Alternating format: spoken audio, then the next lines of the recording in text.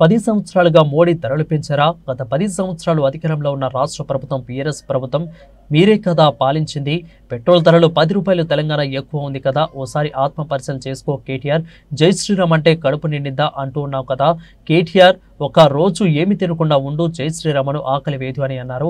ముందు vote bank రాజకీయం మానుకో అన్నారు. దేవాదయ భూములు కబ్జా చేసిరు మీ పార్టీ రాష్ట్ర నాయకులు అయిన వాళ్ళతో పాటు ప్రచారం చేస్తున్నావు, సిగ్గులేదా అని అన్నారు. శాసనసభ్యులు కేటీ రామారావు గారు పేరులోనే రాముని పేరుంది, కానీ ఆయనకు వాళ్ళ అమ్మనాయన ఎందుకు పెట్టారో ఆయనకు తెలియదు. నిన్నటి రోజున ప్రచారంలో భాగంగా సిరిసిల్లాలో మాట్లాడుతూ గత 10 సంవత్సరాలుగా నరేంద్ర మోదీ గారు అన్నిటి ధరలు పెంచిండ్రు, అందుకే మీరు ఎవ్వరు ఓటేయద్దు భారతీయ జనతా పార్టీకి అన్నాడు. మరి 10 ఏళ్ళకెళ్ళి రాష్ట్రాల్లో నువ్వు నడిపినావా, నరేంద్ర మోడీ నడిపిండా? కొద్దిగా ప్రజలకు చెప్పాలి. నరేంద్ర మోడీ ధరలు పెంచితే నువ్వేం బీకినవిడా?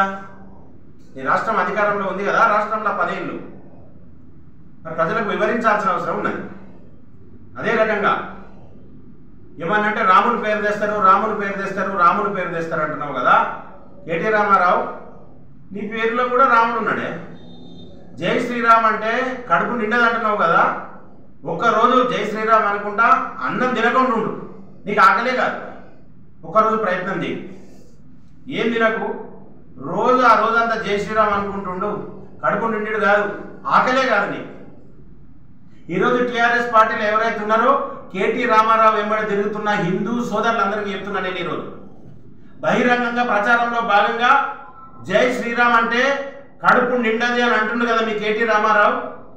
ఓటు బ్యాంక్ రాజకీయం లేకుంటే రేపటి రోజున ఎక్కడ పార్లమెంట్ ఎన్నికల్లో ప్రచారం చేసినా కానీ ఒక్కసారి అల్లాహు అక్బర్ అంటే కడుపు నిండదని అన్నానండి ధైర్యం ఉంటే, ఒక్కసారి జీసస్ అంటే కడుపు నిండదని అనమనుండి ఒక్కసారి ఆత్మ పరిశీలన చేసుకోవాలి. కేటీ రామారావు వెంబడి ఉండే హిందువులందరూ, టీఆర్ఎస్ పార్టీ పనిచేసే హిందూ బంధువులందరూ ఓటు బ్యాంకు రాజకీయాల కోసం హిందువులను చులకన చేసి మాట్లాడి జై శ్రీరామ్ అంటే కడుపు నిండదంటావా?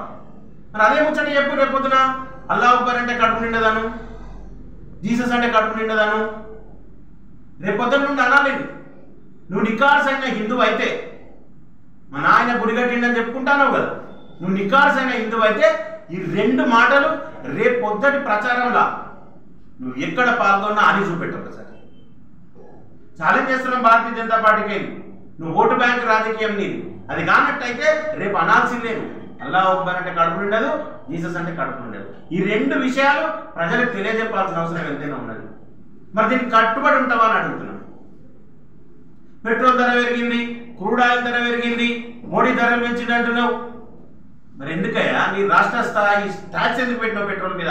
అన్ని రాష్ట్రాలలో 10 రూపాయలు తక్కువ ఉంటే నువ్వు అధికారంలో 10 ఏళ్ళు తెలంగాణ రాష్ట్రంలో 10 రూపాయలు ఎక్కువ ఉంది కదా, మరి దేనికోసం అని చెప్పి నువ్వు మాట్లాడుతున్నావు? నువ్వు నాస్తికునివి.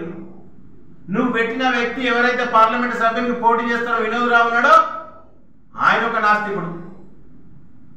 మీరందరూ కలిసి ఈ హిందూ సమాజాన్ని ఏం చేద్దామనుకుంటారో సమాధానం చెప్పాల్సిన అవసరం ఉన్నది.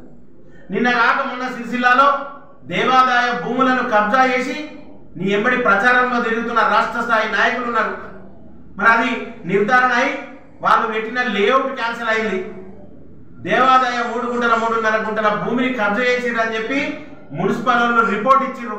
అయినా కానీ సిగ్గు లేకుండా వాళ్ళని ఎంబడి తిరుగుకుంటా నువ్వు ప్రచారం చేస్తానవే, ఇవ్వడంతోటే అని 10 ఏళ్ళు ఏడ కనవల్లే.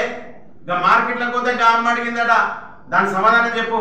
ఇక పాత మార్కెట్లకు ఎట్లమైనా వాళ్ళని మార్కెట్ ఖాళీ చేసి వాళ్ళ ఉపాధిని నేను లేకుండా చేస్తాను నిర్ధారణ చేసి మున్సిపల్ వాళ్ళని 10 సార్లు పంపి ఆ మార్కెట్ ఖాళీ చేయించడానికి ప్రయత్నం చేసినావు. నువ్వు ఓట్లు అడిగే హక్కు నీకున్నది ఆ మార్కెట్లకు పోయి? భారతీయ జనతా పార్టీ ఆధ్వర్యంలో 10 సార్లు ఉద్యమం చేస్తే 4 కేసులు పెట్టిన తర్వాత అక్కడికి మార్కెట్ ఎత్తేసే పరిస్థితిని ఆపింది. మరి ఇవన్నీ ప్రజలకు తెలియదు అనుకుంటున్నావా? ఈరోజు ఎన్నడు ఉన్నాడో లేడో కానీ ఎలక్షన్లో భాగంగా ప్రభుత్వం లేదు కనుక, అధికార దాసోహం లేదు కనుక, అధికారం లేదు కనుక వచ్చిన పండుకొని ప్రచారం చేస్తున్నావు. ఇలా నువ్వు కానీ నీ వినోద్ కుమార్ కానీ ఏం చేసిందన్నది ప్రజలందరికీ తెలుసు. భారతీయ జనతా పార్టీకి ఒకటే డిమాండ్ చేస్తున్నాం, ఇంకొకసారి మోదీ గారిని కానీ కేంద్ర ప్రభుత్వాన్ని కానీ అపనిందలు వేసే పరిస్థితుల్లో నీది నువ్వు చూసుకోవాలి, నేనేం చేసిన అన్నదాన్ని నువ్వు కనిపెట్టుకోవాలి. నీ పక్కకున్నదాన్ని ప్రజలు గమనిస్తున్నారు. బండి సంజయ్ ఏం చేసిండో చెప్పాలన్నాడు. 100 సార్లు చెప్పినాం. ఒక బుక్లెట్ ఓపెన్ చేసినాం, ప్రెస్ క్లబ్ సాక్షిగా దీంట్లో దాన్ని ఓపెన్ చేసి చూపెట్టినాం. చదువుకోను. ఈరోజు కేంద్ర ప్రభుత్వం యొక్క